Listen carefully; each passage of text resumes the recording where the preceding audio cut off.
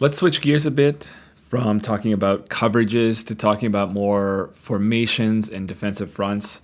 We're still going to be on the theme of talking about defense. We know that defense this year and really the last few years has been super, super hard. Obviously, it's an offensive game. Obviously, you can almost run any offensive scheme in the game and have some success.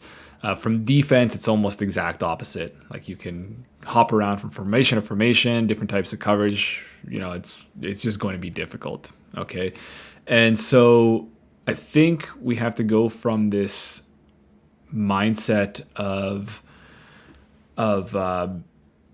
looking at formations based off of one particular play, like, okay, it has some, glitchy loop or some crazy shed or crazy stunt that allows us to do, a little bit better on the defensive side of the ball, to thinking about things more holistically, if, it sounds a little bit cringe, but in terms of like what is actually fundamentally the difference between one formation and another formation, and when might you use one over the other, and to really switch it up throughout the game based off of situation, right? And so it's, I think we get into this habit and get into this comfort zone of wanting to pick one good formation with maybe one good main setup and a few little adjustments off of that.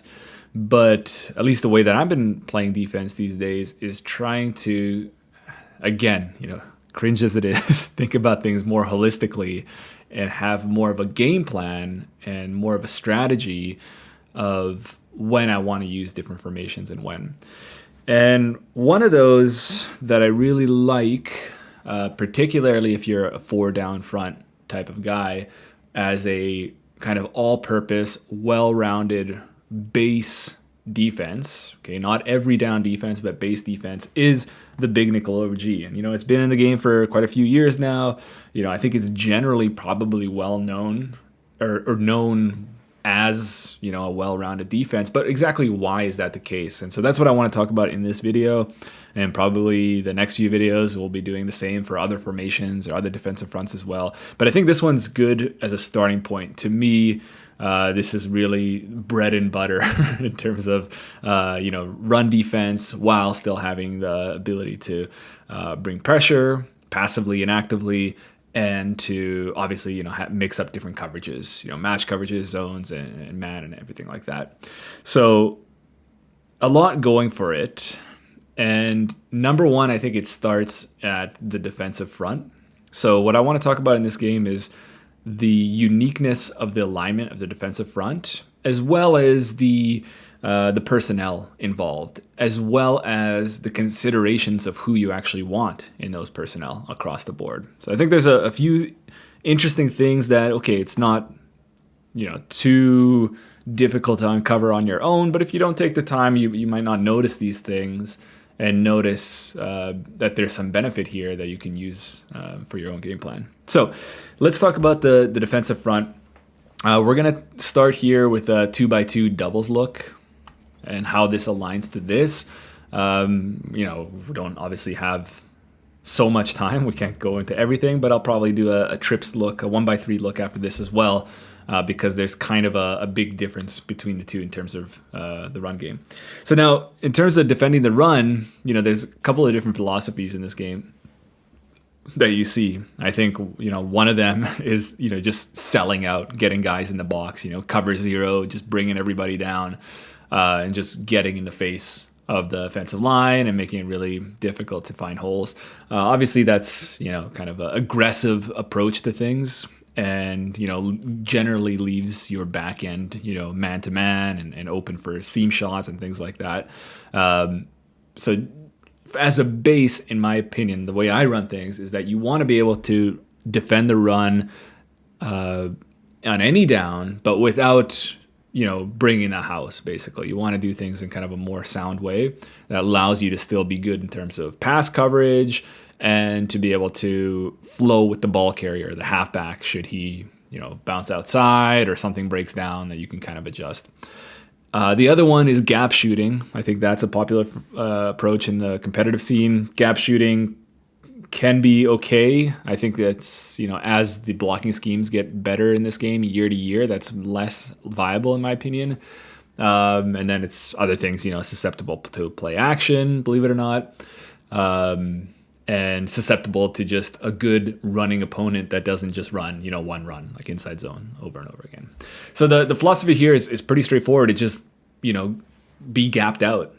Okay, so be able to cover every gap in a realistic fashion. Like you if you look at the the run fits, and okay, I'm not going to show it here as an example, but just because you have lines in each gap doesn't mean you're actually gapped out, in my opinion. You need to have these guys in realistic positions to actually fit that gap in a realistic amount of time to have good coverage, right? So you wouldn't want, somebody out here fitting a B gap or A gap just because, he's way out of the picture. But here I started with a single high look, cover three match, doesn't really matter, to show you how you can be nicely gapped out against gun doubles versus more of a nickel normal look, which you won't be, and we'll get into that in a second. But yeah, you want to be gapped out in a realistic way. Okay, so what you have in big nickel over G is you have 2 5 techniques on the outside. Okay, so these are your edge defenders. And actually, so when you think of an overfront in football, you think of 5 techniques in terms of the edges. But here, these are more like wide 5s or 6 or a 7, kind of more so playing on the tight end than you are playing on the tackle. But nevertheless, if there is a tight end, they will have the C gap. Okay, and this is actually probably the main thing about this formation compared to other 4-down fronts. Other 4-down fronts like nickel over, 2-4 over, 3-3 over, nickel wide. So many of these other ones has an edge defender that's out here. So he's like a 9 or a wide 9. And what that means is that you are moving this guy from a C gap position to a D gap position. Okay, so keep that in mind, but we'll get into that. And then you have in this case for a single high look, you have 2 backers. You have the one linebacker right here who's got the B gap. Okay, then over here you have, and we'll look into the substitution menus. You actually have a nose tackle. Okay, so you have a nose tackle, which is one of those specialty substitution positions, which I don't really agree with that this guy should be a nose tackle. Okay, so there's a few things that I don't love about this. So if this guy is a nose tackle and you're playing like Ultimate Team or CFM or whatever, and you actually go ahead and put your biggest run defending guy out there, that's all well and good, but in reality, it's not. The reality of the situation is that these guys do not flip on the strength of the formation. They just stay simply left and right. Okay, so if we were to flip the offense, and I can't do it here, but if we were to flip the offense, what you would get, and I'm just going to, I don't know if I can do it this way. Yeah, I can't do it this way just because of, so you'd get basically something like this. So half the time, your nose tackle is actually going to be playing on the other side, like a 3 technique. And so now you got your big, slow, run defending guy being the one that's, should be pass rushing in the interior, the one that's not, eating up the double team, the one that's on the outside shoulder of the guard, doing, pushing the pocket, trying to beat his man, get to the quarterback type of thing. So I don't love that. That they use nose tackle and defensive tackle. I would wish that they would actually line up to the strength of the offense or have them both as defensive tackles. Okay, so if the way that I would set this up actually is that what I have when you think about like the player archetypes in this game, especially if you play Ultimate Team, you have for your defensive tackles, you have the nose tackle player archetype, you have the power rusher, and you have the speed rusher, finesse rusher type of guy. What I would do is I would have 2 power rushers here because power rusher is kind of a a mix of run defending nose tackle and pass rushing, speed finesse type of guy. Because again, these guys are left and right, they can either be in this 2-eye technique, inside the guard, or they can be this 3 technique outside the guard. When I think of a nose tackle, I think of on the center or shaded on the center. And in this case, you get neither of those. Okay, so I don't like how this guy's a nose tackle. I think these should be 2 defensive tackles. Or if you're going to be, using a nose, it should be to the passing strength. So, or the flip to the running strength. So I don't love that. The funny thing is though is, when you think of the name of this formation, big nickel over G, that G, so over, obviously that's, it's an over front, but the G means that this guy is in a 2-eye technique, which he is.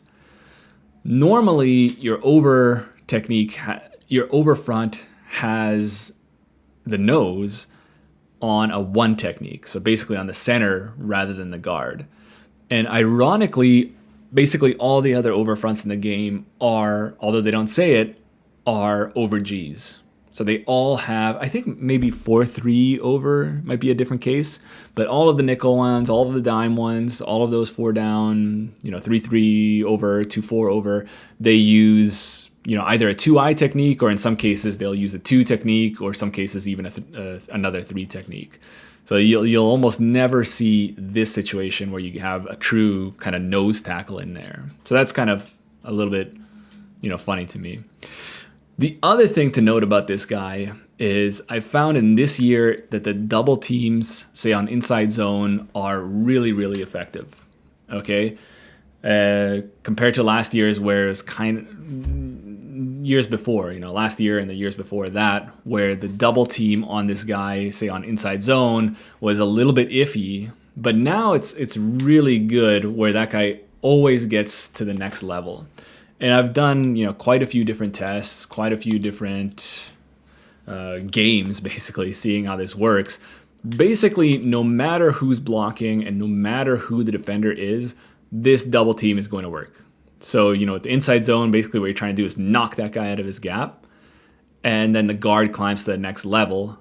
And basically, now you go from a position of being gapped out there to you're moving to you're not, basically. So you're basically moving the nose from the front side A gap to the back side A gap, and then you have the guard climbing to the linebacker, and it's at that point kind of a 2-way go. But the linebacker goes inside, and okay, we have a little bit of a shed from the slot defender right there. But it does a really good job. So that's really, to me, the biggest weakness of this front and 4-down fronts in general in this game, is that this guy is really easily double teamed. And the whole point of over G, the whole point of moving this guy from a 1 tech to a 2-eye technique is that it's, just by leverage, it's harder to knock him out over here, knock him out to basically, where he doesn't want to be. But again, just the reality of the game is that, no matter, you could put somebody 600 pounds, 99 strength, everything like that, and then, just scrubs at guard and center, and they're going to knock him out of the way and climb to the linebacker. So that's a little bit unfortunate.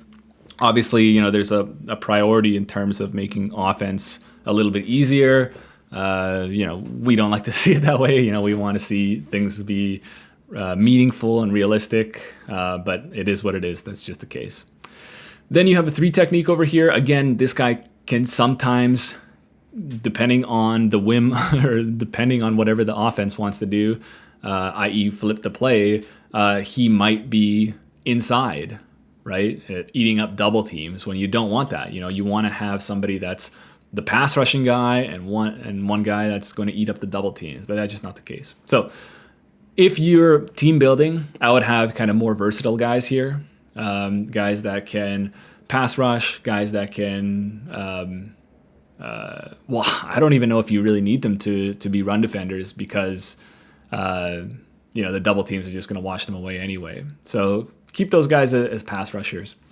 And then over here, back to the part that, actually, but even before that, the other linebacker is the other A gap. So you have C gap, B gap, A gap, A gap, B gap, and then you have the other end right here, which is the C gap, which is really nice because you have, let's say if we're playing a single high look like cover 3, the safety that comes down is nicely positioned to play the outside gap right here, the D gap. And if I were to flip this run, like if I was gun doubles weak rather than gun doubles, he does a really nice job just by simple alignment of setting that edge. And so you're nice and clean and gapped out all the way across the board, other than this annoying fact that this guy is easily kind of washed away in the double team. But why this is good is that when you compare this to, let's say, nickel over, where this guy is not in the C gap, this guy is out here in the D gap, kind of more like something like, I don't know if I can do it without messing. You just ignore the interior guys, but basically he's out here. And in some cases he might be standing up, whatever, but he's out here playing the D gap. And what you end up getting then is that you have 2 D gap defenders. And then you're good over here. You know, you have C, B, A, B, but then nobody's filling that that C gap. And in this case, that's fine. That's on the backside. You know, it's inside zone. The run's flowing the other way. But again, if I was showing you gun doubles weak right here, you'd have a pretty open gap right there. So I really like that that portion of big nickel over G. So let's also just kind of show you, as promised, how you want to reconsider this for trips. Okay, so let's go Y trips offset weak, and I'm going to go back to cover 3 match. So now again, you have this nice situation where your C, you know, you got your nose tackle, your 2-eye, your 3 technique, and then you got your edge here that's no longer out here, he's in here.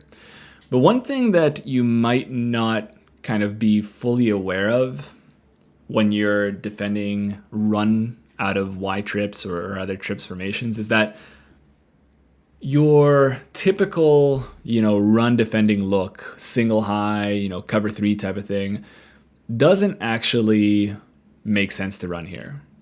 So if you, again, you know, look at these run fits, you have C gap, B gap, A gap, A gap, B gap, you have C gap, and then this guy, what's he doing? He's also in the C gap. So you have 2 players in the C gap. And then basically you have who's going to be the edge defender. You have this guy. He's basically the force. But he can get blocked down by the slot, and then basically you have nobody outside of that slot. So just simply calling cover 3 and expecting it to be a good run defense isn't really the move. Okay, it's not really the move. What you want for trips is you want a strong rotation cover 3. Okay, and unfortunately, you know, in this year and recent years, you've had things like cover 3 Buzz Mabel, where you have that strong side safety come down and play the hook. You don't get that in big nickel over G. Okay, you don't get that big nickel over G. You have a weak side rotation into the hook, where the weak safety comes down the hook, but then it's really the same thing, right? Because this guy who may be able to fill this edge right here, he's, you know, drifting back into this zone. And you can't really kind of audible around there. There's nothing really you can do. You can pick the blitz formations, not the blitz formations, but the blitz plays. So if you go here, like Mike SS3, you know, now it's kind of nice where this guy can kind of tuck in, and then you have this guy out here fitting off of that. It looks like they're kind of both in the D gap, but really what'll happen is this guy will get, either he'll kind of come in free off the edge, or he'll get blocked by the slot receiver, and then this guy will come down to clean things up, which is nice. But then, you know, is this something you want to play as a base down? Probably not. So what I'd actually recommend instead is going to maybe something more of a cover 2 look, like cover 9. Okay, so what cover 9 does is, well, even this is a little bit tricky. Okay, so there's maybe a couple different things you can do here. So cover 9 allows this guy to play on inside technique. right? Whereas a seam flat or a curl flat is kind of more outside leverage, and he's naturally fitting this area. A vertical hook or a hook is naturally hitting this area. And what was nice last year is that if this guy was, positioned around here, he would never get blocked, and he just kind of come clean around here and clean up anything on the edge. This year, unfortunately for us, but fortunately for the game overall, he gets blocked by that slot receiver.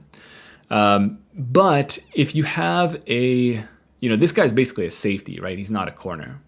So if you have somebody with really high impact block and strength, like if you're playing Ultimate Team, you have that Duggar card. I think Kyle Duggar, he's just crazy. So he can basically just take this area all on his own. Even if he gets blocked, he's just going to blow that up and come into the backfield. So this is not a bad option right here because you have, and again, ignore these fits, but basically this guy's going to be fitting right here. The problem though is that if you don't have a good guy, he can get blocked, and then the flat defender is kind of out here, and then you got this guy bailing out here. So really probably your best bet is something like quarters or palms. So something like palms where again, this guy's kind of out here, this guy's fitting the C gap here, and then this safety actually kind of fits off of the tight end. And it's kind of natural for him too, because he basically has the tight end man-to-man vertically, and it kind of makes sense. Like if that tight end's blocking, he doesn't need to worry about anything going over the top of him. He can kind of fit nicely. So even if you're a user on this safety, you can kind of fit this area right here. So palms might be kind of your best bet here. So let's look at here, and then you hope the running back isn't able to outrun you. So yeah, I mean that's kind of the case right there. Really, the way I do it is like for 2x2, kind of these even formations, whether they're tight or spread or doubles or whatever. I'm looking more like single high type of looks, like cover 3s, cover 1s, and then when I get to trips, I'm looking more 2 high, where rather than the weak safety providing that extra guy, it is the strong safety, which is the slot basically. So these guys are kind of alternating as being your 7th guy against these. Again, we're talking about kind of 11 personnel, right? 5 offensive linemen plus a tight end means you basically need 6 guys in the box.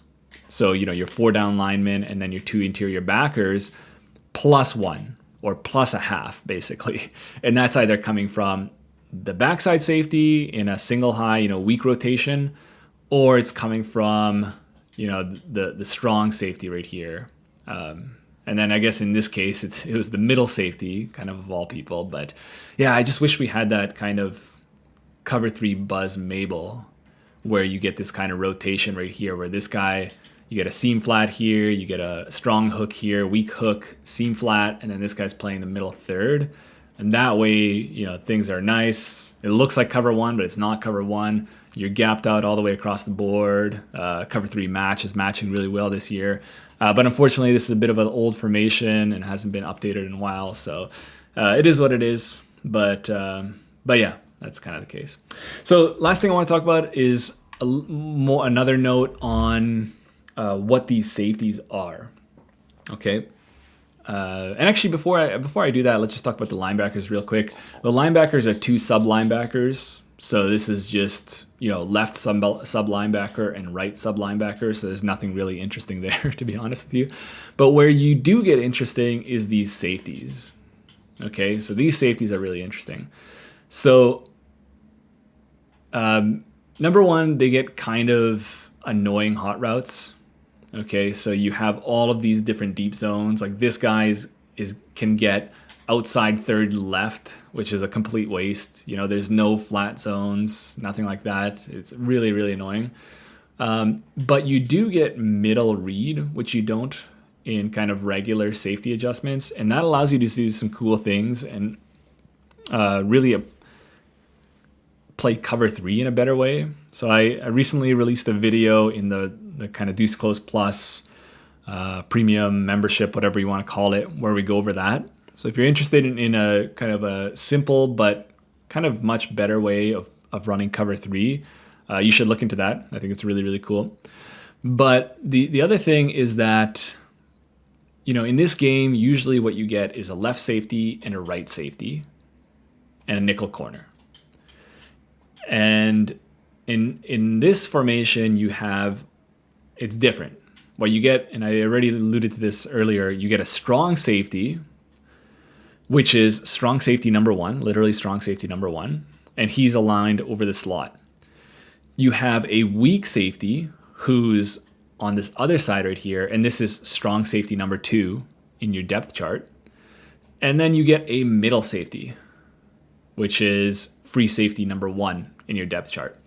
So what you'll see here that you don't get you do get it in a couple other formations, but it's quite unique. So remember, Hancock is weak, Rap is strong, and Bishop is in the middle. Okay, so let's go ahead and flip this set. Let's go back to Palms. We have Rap is strong, Hancock is weak, and Bishop is in the middle. So that's really, really cool because now it basically allows you to optimize your safeties. And if you remember that, what we're trying to do is to close off the box. We're either in a 2x2 bringing the weak safety down. Okay. And so, or on 3x1, although I showed you with Palms, I think probably the better option is still, more of a cover two look on that side. We're bringing the strong safety in. So there's kind of two different ways of thinking about it. It's who's that extra half defender, that extra defender that's going to give you that extra man to close off the box. Is it the strong guy or is it the weak guy? And it kind of depends on what the offensive formation is. So then how you would, build your team is that these two guys are more hybrid run support type of guys. You still want them to be able to cover, but, they should have some run fitting abilities. So, tackling and pursuit is great for the weak safety guy because usually he's kind of playing in space. Usually he's not taking on any blockers. And for this guy, again, looking at that Kyle Duggar, he's got crazy impact block, pretty good strength. And so, even if this number two slot receiver blocks him, he'll basically just blow him up and go into the backfield. So those are two of your kind of run defending type of safeties. And then for the middle safety, you can basically prioritize just, pure speed, zone coverage, ball hawking skills, all that type of thing. Because unless you're in this case, which I don't know if it's necessarily the best way to go, where you're fitting that edge with the safety. In most cases, like if you're playing the cover 9 or cover 2, he's off in the deep zone, or if you're playing the cover 3 for the 2x2, he's off in the deep zone in the middle. So that's kind of how I like to think about it. Again, these guys, there's nothing smart about it. They're all left and right. I would go kind of power, kind of hybrid types of guys in the middle because they can either be a 3 or they can be a 2i. On the edge, this is actually something I wanted to say, but I forgot. You also want kind of more power rush type of guys here. Not necessarily run defending ends, but definitely not those speedy finesse guys. Because in this game, strength and impact blocking really matter. And for these guys, strength especially to set the edge. And if you have those, light, fast guys, the tackle is just going to have their way with them. And the running back's just going to run right around and have total fun with that. So I highly recommend having basically power rushing archetype all the way across the board for the defensive line. The linebackers, you can kind of play around with whatever you want, to be honest. These are sub linebackers. In the case that I showed you early on where the guards can climb pretty easily to them, you might want to consider having actual linebackers here rather than, safeties. And then, obviously, corners on the outside. I prefer man type of guys. You have these strong and weak safety, which are more run defending type of guys, and then your ball hawking middle safety or free safety, whatever you want to call them. So anyway, really cool set. I don't necessarily use this after all that's said and done. I've used it a lot. I just happen to be using something else, playing around with other things right now. But I wanted to start here because I think this is a really good, solid, you could almost even call it vanilla defense as a base that anybody can kind of pick up. This simple idea of, weak rotation for 2x2, strong rotation for 3x1. You can suffocate the run and, set up for a third down package where you start to bring in some interesting blitz and things like that. So that's it for this video. I hope that was fun. I hope that was interesting to you. I was kind of rambling all over the place, but I want to start providing content for you that might make you think about the game just in different ways. I don't know if that's necessarily what I'm accomplishing here, but I want to try it. Different than kind of the usual, money plays, specific tactics, specific plays, and more thinking at about a higher level, and ways that's transferable from game to game. That, a blitz might work in one game and the next patch or the next game it doesn't work and you're kind of starting from scratch, so to say. I want you guys to start thinking about defense a little bit at a higher level, and I don't mean higher like, okay, you're some god now, but I mean like strategically, and picking the right look and the right alignments and the right personnel for different situations throughout the game, from game to game.